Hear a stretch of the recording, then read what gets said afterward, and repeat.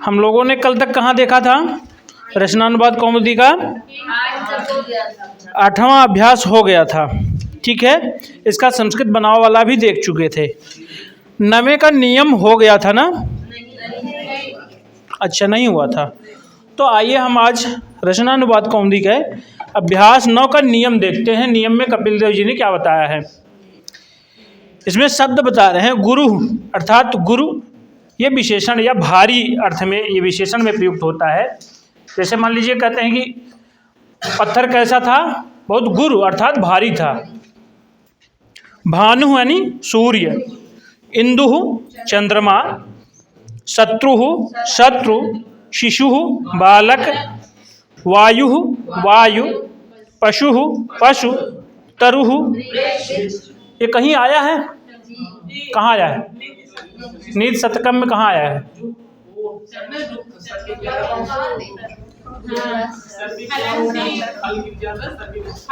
और कहीं आया उत्तर रामचरितम में? तरु शकुनि कुरंगान मैथिली यान अपुष्यत। तरु माने वृक्ष को, शकुन माने पक्षी को, मैथिली माने सीता ने, यान जिनको, अपुष्यत माने पाला था। आज की बात नहीं है, पता नहीं कब पाला था। आप लिट लगा तो मैं समझता हूँ कि कोई ऐसा नहीं होगा जो देखते ही ना मार दे। जैसे लिट वहाँ लगता है जहाँ आज की घटना ना हो, आज के बहुत पहले की हो। हम लोगों ने सीता और राम को थोड़ी देखा था, या शिशुपाल और ये कृष्ण को थोड़ी देखे थे। शिशुपाल में भी खूब लिट लकार का प्रयोग है, देख ही रहे हैं आप। चलिए, वृक्ष माने, तरु माने वृक्ष, वृक्ष। साधु माने सज्जन, सरल, अच्छा या निपुण, इतने अर्थों का ये वाही होता है। काणः माने काना, कर्णः माने कान, बधिरः माने बहरा, पादः माने पैर, खंजः माने लंगड़ा, शब्दः माने शब्द, अर्थः माने अर्थ, धन और प्रयोजन, इसका ये भी अर्थ होता है। विवादः माने विवाद, नेत्रम माने आँख, तृणम माने तिनका, तृणमिव लक्ष्मी नैव तांसन रुणद्धि, कहाँ आया है? तृणम एव लक्ष्मी, ठीक। सुखम माने दुखम माने दुख, प्रयोजनम माने हसितम माने हसना, प्रकृति माने स्वभाव, अलम माने बस या पर्याप्त या समर्थ होना। 2 पद हैं, दुख और सुख। इसमें विसर्ग है, इसमें नहीं, क्यों?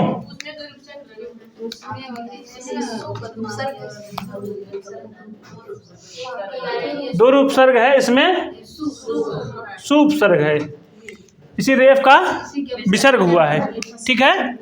आगे चलते हैं।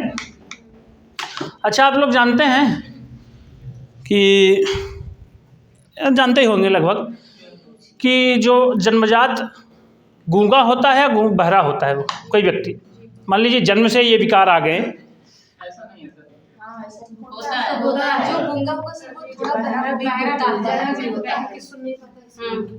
जो कान से सुन नहीं पाता है वही बोल भी नहीं पाता, क्योंकि उसको पता ही नहीं होता है कि यहाँ भी कोई विकार होते हैं, या समाज में जो कुछ मुंह से बोल रहे हैं लोग, ऐसा उसको पता ही नहीं चल पाता है।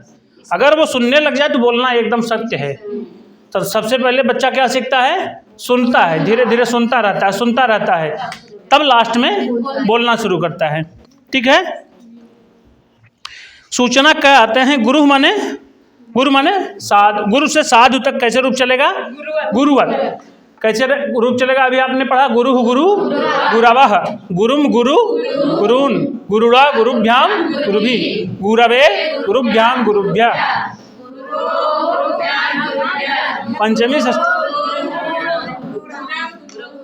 पंचमी षष्ठी में विशेष रूप से, चतुर्थी में विशेष रूप से, सप्तमी में विशेष रूप से, और संबोधन में विशेष रूप से, ठीक है। काणः से विवाद तक रामवत, जैसे रामः रामौ रामाः, वैसे काणः काणौ काणाः। नेत्र से हसित तक गृहवत, जैसे गृहम गृहे गृहाणि, नेत्रम नेत्रे नेत्राणि। प्रकृति और मति, प्रकृति, ये शब्द जो है कैसे चलेगा? मतिवत। अब व्याकरण बता रहे हैं कि गुरु विधिलिंग लकार तृतीया और अनुस्वार विधि संधि, ये बताएंगे इसमें, इस अभ्यास में किसका प्रयोग बता रहे हैं? गुरु शब्द का, विधिलिंग लकार का, तृतीया विभक्ति का और अनुस्वार संधि का। तो आप देख लीजिए संधि भी यहीं, अभी तो यहाँ आज संधि चल रही है और कहाँ पहुँचा दिए? अनुस्वार संधि में। ठीक, कहते हैं कि शब्द रूप, गुरु शब्द के पूरे रूप स्मरण करो। सबको याद है? कहीं से कोई कमी?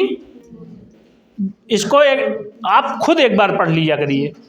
जब हल कीजिए इस रचनानुवाद कमदी को, तो इसमें लाइन बाय लाइन जो कहा गया है उन नियमों को आप फॉलो करेंगे तो ये समझिए कि आपका व्याकरण तो एकदम मेंटेन हो जाएगा, कहीं से कुछ कमी नहीं रह जाएगी। ठीक है, आगे चलते हैं।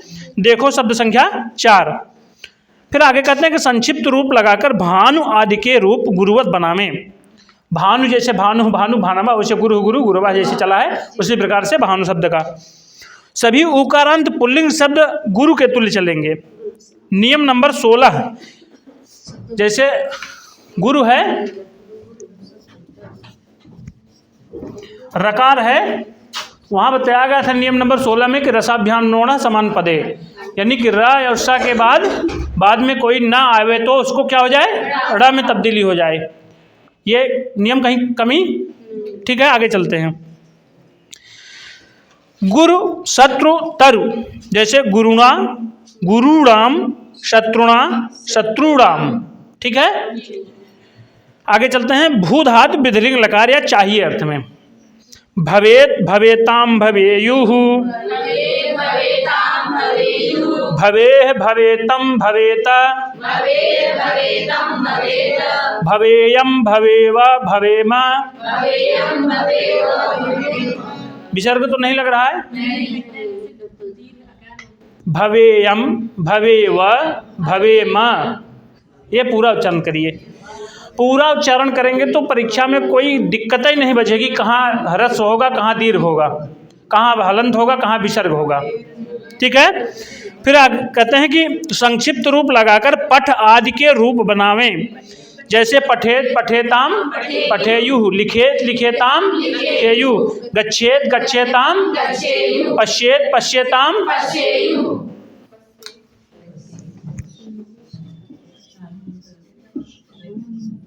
धातु कौन सी है?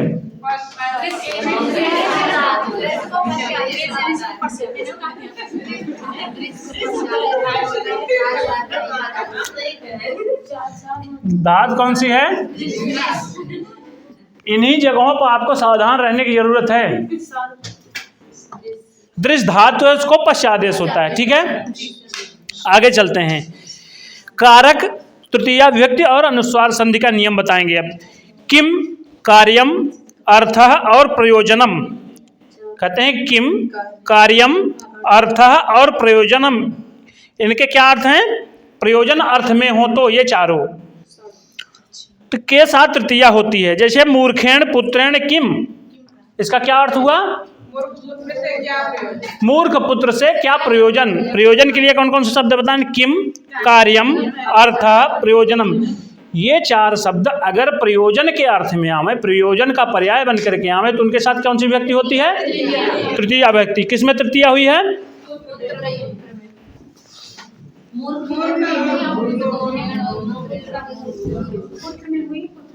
पुत्र का विशेषण क्या है?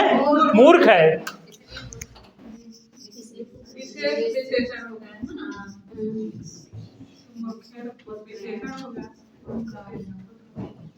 पुत्रेण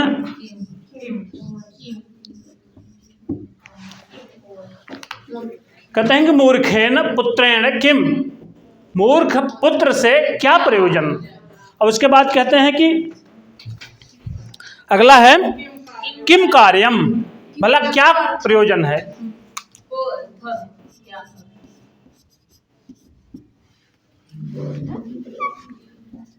किम सही है? दोनों सही है।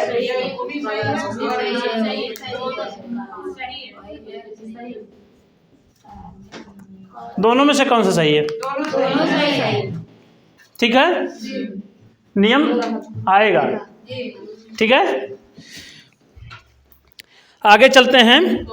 कोर्थः क्या प्रयोजन, किम प्रयोजनम, भला क्या प्रयोजन है, इस अर्थ में बता रहे मूर्ख पुत्र से क्या लाभ या क्या प्रयोजन। तृणेन अपि कार्यम भवति, तृणेन तृण से भी कार्यम कार्य होता है। ठीक है, आगे चलते हैं कि नियम नंबर 29 अलम माने बस या मत करो, ऐसा बस।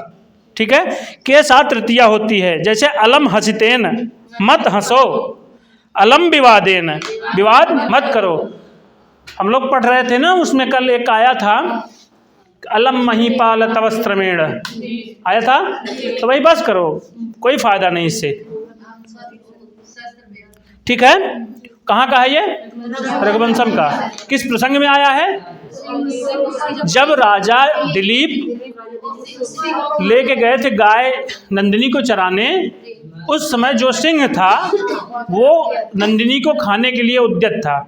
तब उसी समय राजा जो है जब बाण पर अपना वो धनुष पर बाण चढ़ा करके उसको मारने के लिए उद्यत होते हैं, तब वही कहता है कि अलम महीपाल तव श्रमेण, तुम्हारे श्रम से ये साध्य नहीं है, व्यर्थ है तुम्हारा श्रम।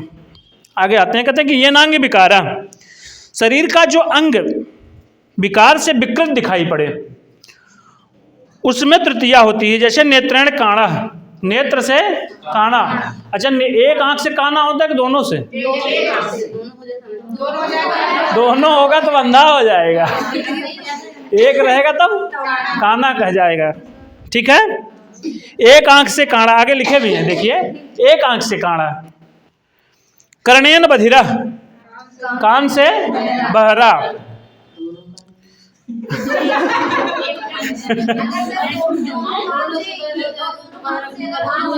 अरे तो कर्णेन है तो कर्णाभ्याम बधिरा, दोनों कानों से है तो कर्णाभ्याम। मान लीजिए पहले सही था, पहले सुन रहा था, बाद में विकार आ गया, दोनों से बहरा हो गया। हाँ, तो कर्णाभ्याम दूर वचन लग जाएगा ना, दो कानों से बहरा है। ठीक है, 3 कान होते नहीं किसी को। हाँ, जिस अंग से विकार, किसी प्राणी का विकार लक्षित हो, जैसे नेत्रेण आंख से क्या है? काना है। यहाँ विकार किस में है? आंख में। कान से बहरा है, कान कहाँ, विकार कहाँ है? कान में, जिससे विकार दिखाई दे।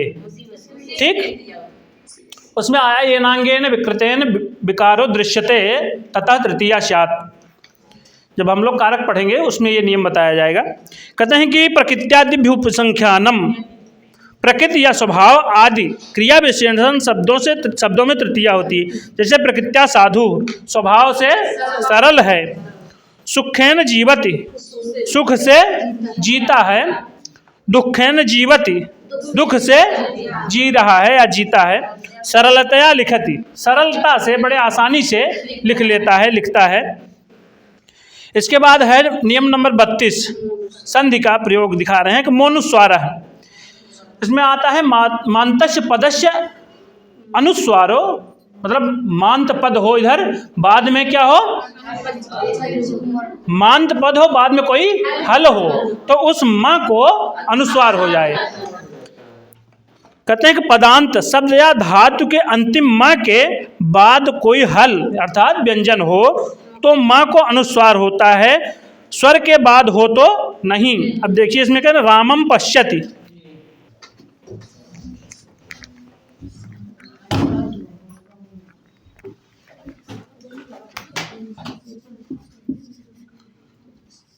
रामम पश्यति, इधर क्या है? व्यंजन है, इधर मकार है, तो इसको जो है अगर व्यंजन है तो कहाँ चला जाएगा? ये अनुस्वार हो जाएगा। अनुस्वार विसर्ग में अंतर जान रहे हैं ना? अनुनासिक में, अनुनासिक ये है जैसे माँ, ठीक, अनुस्वार ये है, अनुनासिक ये है।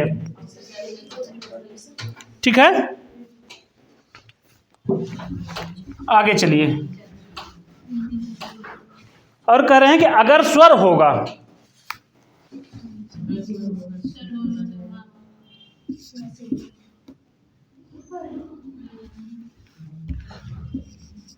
रामम अस्ति अगर इधर है, या इसमें क्या दिया गया, ये सही से बन नहीं रहा है, ये वाक्य सही से बन नहीं रहा है। रामम अपश्यत,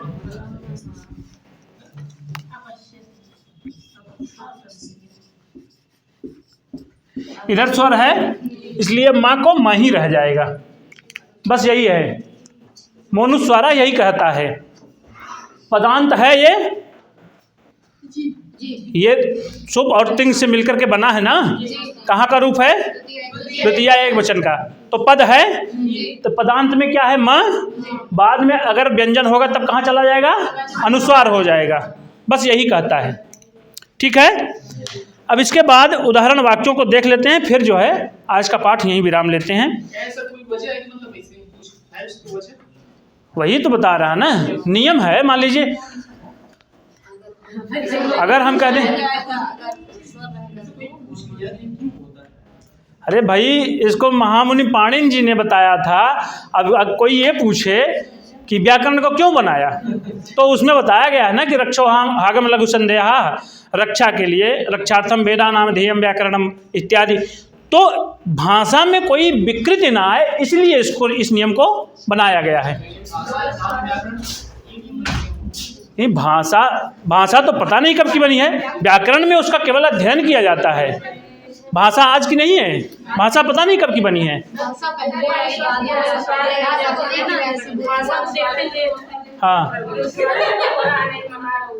हाँ, नहीं, मोनुस्वारा से केवल ये अनुस्वार होगा, ये स्वर रहने पर नहीं होगा। तब मोनुस्वारा बस ये कहता है कि बाद में व्यंजन हो, पदांत मकार हो पहले, उसके बाद कोई व्यंजन हो तो उस मकार को अनुस्वार हो जाए, बस इतने भर कहता है। ठीक है, स्वर होगा तो नहीं तो नीचे रह जाएगा। ठीक है, चलिए बस आज इसको यहीं रोकते हैं। ये समझ में आ गया? इस नियम में कहीं किसी को कोई समस्या? पिछले नियम को आप लोगों ने पढ़ा था, कौन सा? बहुत इम्पोर्टेंट 7वां है, जिसमें धातु रूपों को,